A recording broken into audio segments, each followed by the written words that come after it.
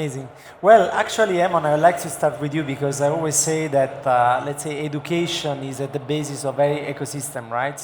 And obviously, incubation, acceleration are key area for the building of a startup. So, I mean, you working there and having doing all of these efforts, what do you see are as the skills that founders are required, are more needed, in order to kind of get to that phase? And what are the kind of most demanded service support that those entrepreneurs are coming to ask? Gosh, I love that question. Well, let me first ask the audience, if you identify as an entrepreneur, can I have you raise your hand?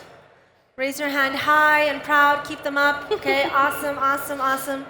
So I think some of the most incredible skill sets that I'm often inspired by, that drives me, I wake up with tenacity because that's what I see from founders, this incredible grit to want to build. They're the people that are crazy enough to actually go out there and pursue these dreams that are otherwise really perceived as unconceivable. Selwa, for example, launching the first NFT marketplace, this grit, this tenacity, this ability when people and customers and even potential investors say no to you, they have the grit to come back and say no to other people's no, to come back, to be agile, to pivot. So that's something that I really get inspired from, just working with incredible different startups, and then this continuous hunger to learn. So industries are always changing. Even if you're a subject matter expert today, you won't continue to be one if you're not continuously well-read, if you're not continuously nourishing yourself. So I also look at that.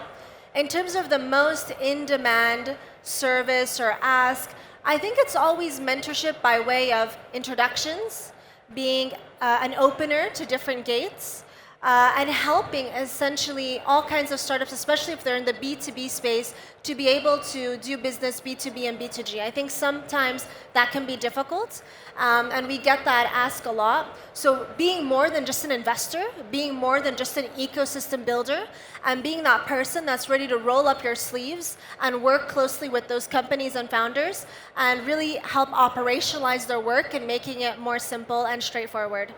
Yeah, that makes a lot of sense. And Salva, tell me a little bit more about blockchain because it's a passionate topic for me as well. How do you see the region development in terms of blockchain? Like, where do you see the blockchain coming in terms of attractive funding, tokenization, raising capital? Where do you see the real value of the technology in the region? And what are the major initiatives that you have been doing? So it's interesting, you see, when you think of NFTs, they've been given a bad rep, and then whenever I say NFT, everybody just thinks of random monkey pictures, which is really, really difficult for me when I come and pitch, because that's not what we're talking about. And the way that it started was interesting, because obviously people were making a lot of money, and everybody wanted to get rich quick. But in response to that, the crash was equally as faster, right? So what's happened is, I think now that the rich, quick mindset is out and those that are really passionate about the space have stayed, we have a chance to redefine what NFTs and blockchain really is. And I feel like I'm sure like everyone in this room uses Apple Pay, probably more than they should, let's be honest. And when you do use Apple Pay, you don't really know what the technology behind it is, right? That's the goal of blockchain, where we're making life so easy when it comes to ownership, transparency, data, that it's irrelevant what technology you're using, we're just making lives easier. That being said, obviously with the way the vision is functioning, the way the kingdom is working and really positioning themselves as a tech center, obviously, we're at Leap. That being said, you can realize that, okay, in order to do that, there's so many problems that require solutions that are very outdated at this point when it comes to like Web 2. So Web 3 or Web 2.5, as they're calling it these days, has these solutions that it really doesn't matter. The customer doesn't need to know what blockchain really is, but how are you making my life easier?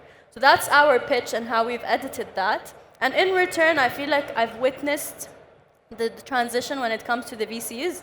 I'm not going to lie, I abused the NFT craze and the monkeys, and I went to VCs with that. It worked. And then now we go and we're like, hey guys, that was all of them. You were one of them, that's correct. Yes, that was all of them. And now we do blockchain as a service for government and semi-government because they're setting the tone. So if you do that correctly with them, the way it tones down to consumers is the right way, right? So today, 500 Shuruk have backed us. Animoca is the largest VC, Web3 VC in the world, and they've backed us as well. We're working with Neom. So you can see the right stakeholders really set the infrastructure, and everyone else follows. It's a top-down effect, right? So I feel like there's still some time to go. The right technologies need to be built. We need the ChatGPT AI of the Web3. We think we're going to build it. I guess time will tell. No, that's exciting. And can you tell us a little bit more about like some concrete use cases? What are the sector? Like, is it more logistic?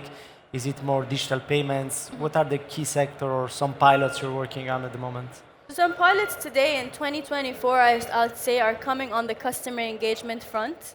However, I think the rocket ship is going to come in 2025, and that is, I'm sure everyone here who's an entrepreneur or a founder knows that data storage prior to the last few years was based outside Saudi Arabia. And then there was a mandate that came out and said, if you want to work with the government, your data needs to be based in the region, right?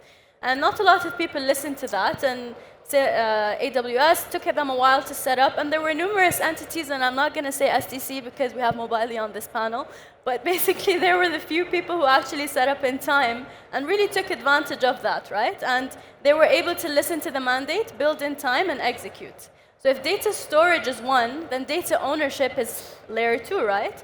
So data ownership today, 4 companies in the world own all our data. All our storage is being on their servers, which is really unethical, which is not okay, and I don't even have a say in it, right? Which is not cool. Makes So sense. that being said, MCIT has already announced mandates when it comes to Saudi Arabia as a kingdom owning this data, and when that rule comes about, they're going to be like, hey, we already work with Nokta, they already know how to build it, they're already licensed, let's just go work with them, right?